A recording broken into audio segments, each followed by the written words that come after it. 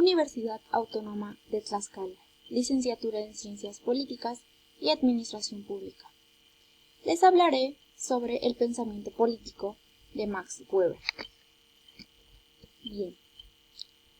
Maximilian Karl Weber fue un sociólogo, economista, filósofo, jurista, politólogo, historiador alemán, nacido en Erfurt, Alemania, en 1864, desarrollado en una familia burguesa adinerada.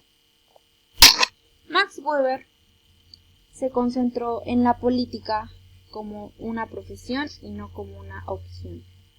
Y como declinó en sus palabras más célebres, o se vive para la política o se vive de la política. A lo que Weber nos habla de sus dos actividades políticas iniciales. La primera es que nos habla sobre la relación entre política y Estado, y la segunda que es la relación entre política y ética. Bien, primero Weber nos da la definición entre política y Estado y nos muestra cómo ambos conceptos están mutuamente referidos entre sí.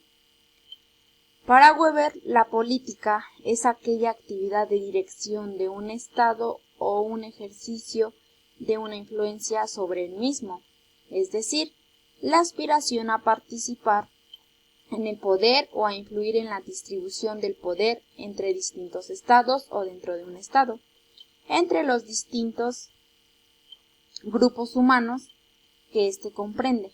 Mientras tanto, Weber define al Estado como aquella forma de dominación en relación de mando y de obediencia de unas personas sobre otras en una comunidad humana, que dentro de un determinado territorio reclama para sí con éxito el monopolio de la violencia física legítima.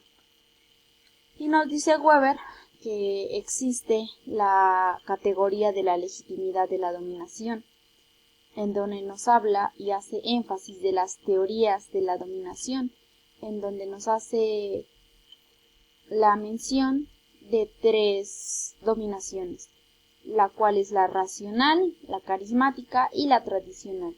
A lo que Weber se interesa en la carismática porque dice que el líder entrega el carisma personal, en donde dice que también nace aquella idea de la máxima expresión.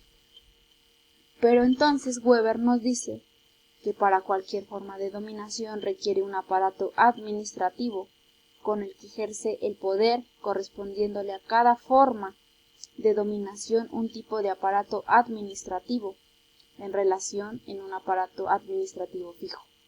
Weber nos da su atención en un fenómeno decisivo para la conceptualización de un Estado moderno, a lo que Weber nos define como el Estado moderno, que es precisamente como el tipo de dominación en el que el monopolio de la violencia física legítima no ha sido logrado con el establecimiento de una administración de carácter burocrático, cuyos funcionarios no son ya propietarios de los medios y de recursos que ellos mismos utilizan.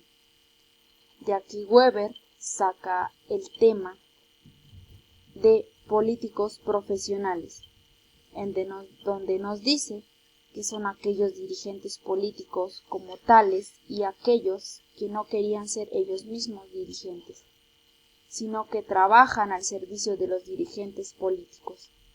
Weber nos dice que el vivir de la política como una profesión principal ha generalizado como la democracia al poder participar de la política de gente sin patrimonio propio que se dedican a estos temas de política, que no tienen conocimiento de lo que realmente es la política, simplemente es por cuestiones de poder llegar al poder. Y ante esto, Weber nos dice que no hay ninguna alternativa ante los partidos políticos con auténticos líderes, solo hay diferentes disyuntivas. ¿Cómo nos los marca? ¿Qué nos dice? O hay democracia de líderes con partidos o democracia sin líderes, lo cual quiere decir que la democracia sin líderes es aquella dominación de políticos profesionales. Weber dice que al menos se puede hablar de 3 cosas. Nos habla de estas 3 cosas ya centrándose en un terreno de cómo debe de ser el tipo de hombre que debe de alcanzar esa pirámide de poder. Y se enfoca en 3 principales aspectos. La primera nos dice que la política puede ofrecer a quien a ella dedique el sentimiento de poder, preguntándose inmediatamente cómo se puede estar a la altura de este poder y de responsabilidad al mismo tiempo. Nos dice Weber que de esta manera, llegando al poder, de una forma de que nada te preguntas cuánta responsabilidad tiende a ese mismo poder. En un segundo lugar, Weber nos habla sobre las 3 cualidades necesarias para el político, que son la pasión por realizar acciones que debes de concentrar ante una sociedad para el bien y beneficio de la misma. La segunda es la responsabilidad por las consecuencias de tus acciones al sentido de la distancia respecto a sí mismo y a las cosas. Y en tercer lugar nos habla sobre el realismo. El realismo es la suma importancia que nos marca Weber que un político se debe de concentrar. A esto nos va a explicar del por qué la vanidad es el peor vicio del político. Y bien, Weber insiste en la característica fundamental de la política, que es la que exige esas cualidades y la que estará en base del problema de la relación entre política y moral. Añade que las intenciones de una acción no justifican nada. Como la política es poder, o aún no acudes a él, o se cuenta con él. Y entonces hay que cargar con las consecuencias. Weber afirma que ninguna ética puede evitar que la consecuencia de tus actos, buenos o malos, sean tipificados o sean ocultados de diferentes acciones que tú estés haciendo. Weber nos maneja 3 tipos de legitimidad para poder alcanzar y preservar el poder. Nos habla sobre la legitimidad legal racional, en donde ésta nos dice que son para aquellos estados modernos, en donde se crean estructuras burocráticas, en donde el poder recae en las leyes, en donde puedes obtener homicidios y, sin embargo, se te van a acatar diferentes reglamentos a los que tú puedes ser defendido, porque te avala una ley. La segunda es la legitimidad tradicional, en donde Weber nos dice que es aquella que se posee, que ya se tiene y que, por supuesto, sobre todo, se puede heredar. Por ello viene la de heredar entre familiares, como lo hacían en las monarquías absolutas. De otra forma, existe la legitimidad carismática, en donde a Weber le interesa muchísimo porque nos dice que es aquella en donde es la verdadera lucha del poder, en donde existe la política burocratizada, en donde nos da a ver que existen las verdaderas tomas de decisiones de una forma congruente y correctas, en donde existe un liderazgo carismático y sobre todo existe la verdadera legitimidad del poder, porque Weber nos dice que la política se puede transformar y sobre todo nos marca sobre aquellas éticas que debe de contar aquel político y nos marca 3 más importantes para él, que nos dice que es la ética de las convicciones. La ética de las convicciones dice que es aquel grupo político o partido político que se enfoca en su proyecto en base a lo que tiene que ver con las ideologías de las convicciones de carácter a ideas de valores, es decir, las ciencias exactas.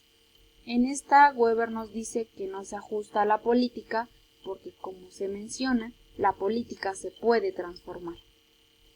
Y nos habla sobre la ética de la responsabilidad. La ética de la responsabilidad es el cálculo del área de la política en donde se debe de obtener el realismo en cuestiones de gestión política y de responsabilidad. Sobre todo debe de existir una acción racional y directa. Y la otra es la ética protestante y el espíritu del capitalismo, en donde Weber intenta analizar cuáles son los elementos que fundamentan los orígenes del capitalismo, en donde podemos identificar cuáles son las reformas protestantes como elemento central que explica el auge del capitalismo, en donde se le da el valor superior a la mano de obra, que en este caso pues es el trabajo. Weber nos habla de otras formas, de cómo es que el político debe de ser, qué es lo que debe de tener, cuáles deben de ser las cualidades con las que debe de contar un político para poder llegar a serlo. Y para ello nos habla de 3 formas. La primera es que nos dice que sea consciente de sus paradojas éticas derivadas de las características de la acción política. Para esto, Weber dice que debe de ser consciente en todo momento de toda acción que está haciendo, para después ser responsable de las mismas. En segundo lugar, nos dice que tenga corazón, pero auténtico y firme, no como solía ocurrirle a la mayoría de los políticos, llenos en su caso de romanticismo vacío, ya que la política no se hace solo con la cabeza. Cuando la ilusión, la pasión es auténtica, es verdaderamente conmovedora. Nos dice Weber que para ello existe un tercer paso, que nos dice que para tener el corazón firme es preciso mantener la distancia necesaria respecto a las cosas y respecto a sí mismo, tener realismo para que uno pueda afrontar el fracaso de todas las ilusiones y de todas las esperanzas. Weber nos dice que respecto a esto tenemos que afrontar las consecuencias mismas que nosotros tenemos, porque el camino siempre estará lleno de desilusiones y de ilusiones en todo momento. Pero Weber nos hace mención que mientras llevemos una ética y un profesionalismo de la política, llevaremos por un buen camino lo que a él denominó el pensamiento político. Muchas gracias.